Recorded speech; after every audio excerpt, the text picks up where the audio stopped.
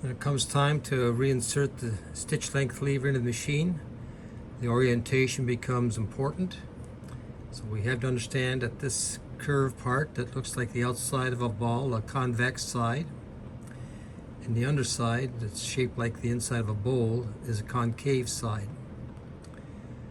The slot here on the friction spring has to line up with the concave side. When it's inserted into the machine, the convex side is up.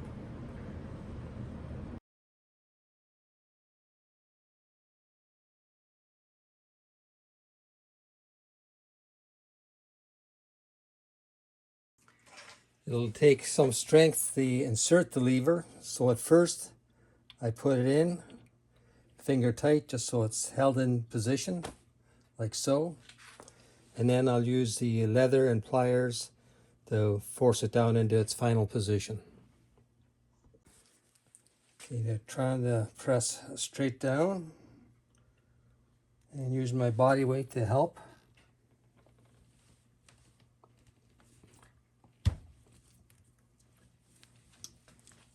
It snaps into position. So the next step in the process is to install the indicator plate and then to tighten up the top set screw. Okay, with the stitch length lever reinstalled, the indicator plate on, and everything locked in place, it's time to zero the indicator plate.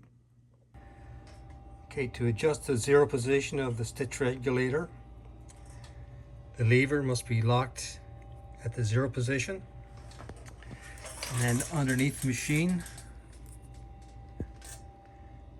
you loosen this screw and then turn this eccentric until this lever is at its lowest position.